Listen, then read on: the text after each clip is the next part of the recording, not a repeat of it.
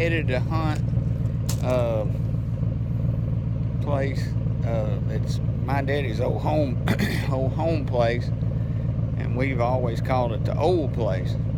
And the reason I'm going there as opposed to the refuge this morning is because Young has asked me to friend day at Sturgis Baptist Church. So I'm gonna go down there and do a quick hunt on the old place, and then go to church with him. At least that's the plan, anyway. Good Lord willing. And you hear my truck running in the background. Now, I don't know what type of transportation you have now, but it's always good if you're running a truck like mine is to let it warm up. Just don't crank it up, or any vehicle for that matter, truck or otherwise. Don't just jump in it and go. Crank up, let it run a little bit, let everything get all of the juices flowing in it, and then get in it and drive. It's just never a good thing to hop in, unless it's an emergency, obviously. But if it's doable, just let it warm up. Allow yourself some time to do that. Check your oil regularly. Keep up with the mileage between oil changes, and make sure you get the oil changed in those times that it needs to be changed, because if you let it run out of oil on these engines anyway, I don't know what they'll be doing in 100 years from now. But if we're still using an engine that runs with oil in it, you need to keep up with that and make sure it doesn't run out, because if you run it out, it'll blow the engine and it's not worth anything. You'll have to wind up buying another engine. So y'all keep that in mind, okay? I'm fixing to go hunt the old place and go to church.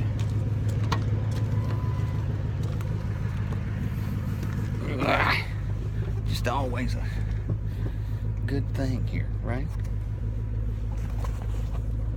Just gonna try to. It's really warm this morning too. Not as cold as it was yesterday morning. We had frost yesterday morning. So.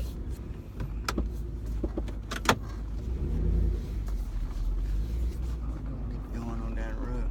Tell you another story about my dad. It's kind of funny. Seems like I'm full of daddy stories, and I am.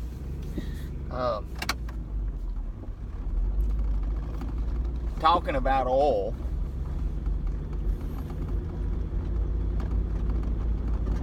My daddy he could fix anything, build anything. He was a very smart man.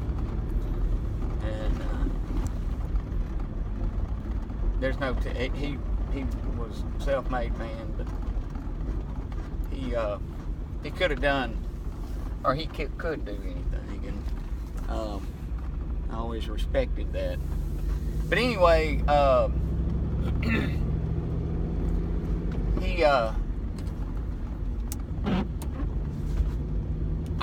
course, when we started driving, of course, we had cars and all that stuff.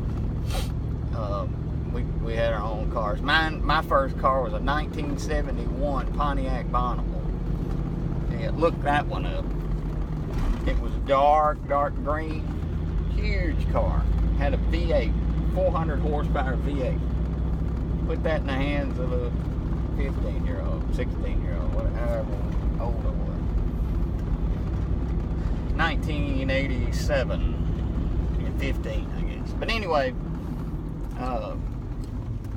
and then my sister for her first car was a little Ford Mustang, and kind of orange with a kind of a white top on it.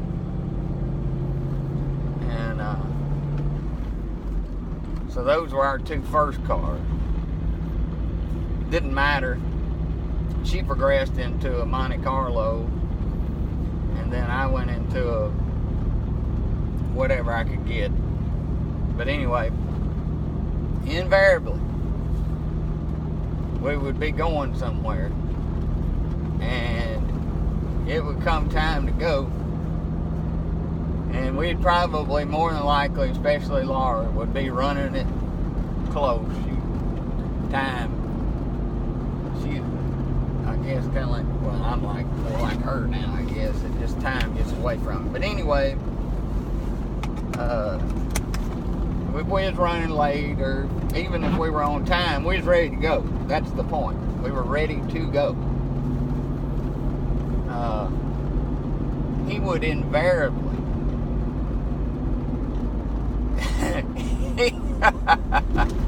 he'd be in a dead sleep in the chair, and I'm being funny, but he could have been. But oh, that's my coffee. But he could have been in a dead sleep in the chair, and if he heard a vehicle crank up, he was gonna jump up, run out there, and as we pulled out, he would say, "Hey, have you checked oil in that vehicle?" And of course, we would stop, being obedient children, and he would, of course, we'd cut the car off, you know, to get out and do as he requested, check the oil. And he'd say, "Well, ain't no need of checking it now." He said, "All that oil's throwed up in the motor. You won't get a good reading that way." And then he'd say, "Well, now you got it. Anytime you get ready, you need to check that oil. Check that oil." And I guess we just hope that it's good enough, you know. And so here we are, you know, going down the road, just thinking that we was about to ruin the only vehicle we had, and we'd just be left to walk or whatever we'd had done. But he always did that. I mean, it just clockwork that it would happen, you know. When last time you checked oil, you know. So always check your oil. The reason being, I'm gonna tell you why. If you don't know this, but oil keeps those parts lubricated in that engine, because when this engine is running, it's generating a lot of heat, and that oil keeps those parts lubricated so they don't oh, where's somebody done run off the ditch? Whoa, cat. I gotta back up. This dude looks like he's, let me ask him first.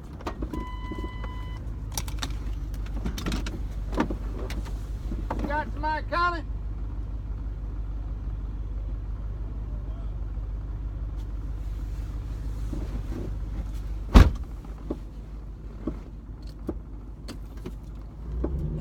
Broken down on the road. Damn it. What's another fun happening there?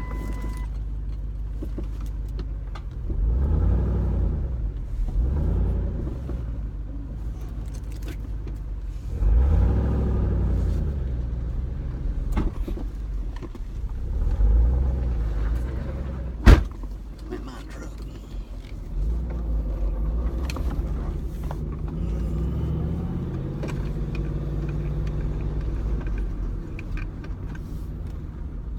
They've been gone a while. I mean, they've been saying they've been coming for a while, but they ain't been there. Okay. So I just don't know how I'm gonna get out of this one. Well, it'll be an easy pull, I imagine. Easy. I think so. I don't know if I got a, hold on a minute. Let me see if I got a flashlight. We might can pull it out. I mean, they said they were on the way, but I understand.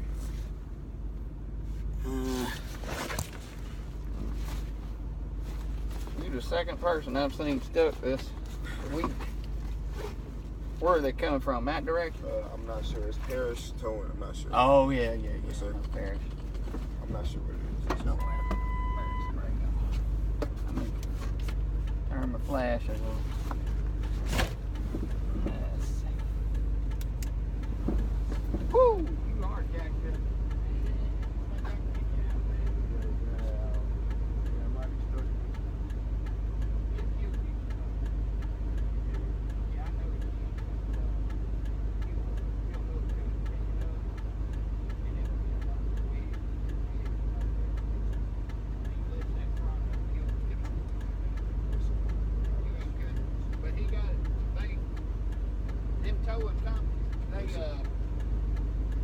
they work rec rotation and it takes them forever to get into it. I tell you what I would do though, if you turn your flashers on, Yes, sir. it's where folks coming down the road, you know, because I barely saw you Yes, coming sir. down through here. I'd do that. I'm sorry I couldn't help you. I appreciate it. Yeah, man.